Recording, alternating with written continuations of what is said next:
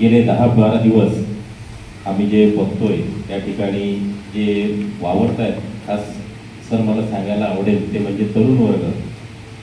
खरोखर बरेच जण असे आहेत ज्यांचा व्यवसाय उदरनिर्वाहासाठी ते बाहेर सुद्धा जात असतात, परंतु आपल्या गावच्या स्वच्छतेसाठी आज सर्व व्यवसाय वगैरे बंद ठेवून आज स्वइच्छेने या ठिकाणी काम करत आहेत.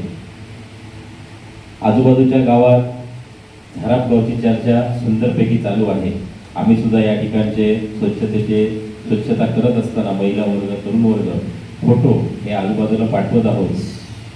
त्या गावातली सुद्धा इच्छा तयार झालेली आहे की झराप गाव एवढं सुंदर बनतंय, स्वच्छ बनतंय आणि हे प्रसारमाध्यमांच्या मार्फत त्यांच्यापर्यंत पोहोचतंय ही खरोखर ह्या गावासाठी एक अभिमानाची गोष्ट आहे.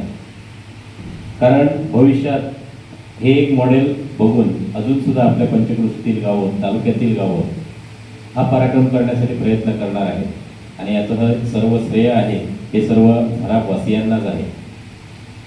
कुठचाही भेदभाव, कुठचं राजकीय द्वेष हे सर्व बाजूला ठेवून आज सर्व माणसं ही झरापवासी आहेत.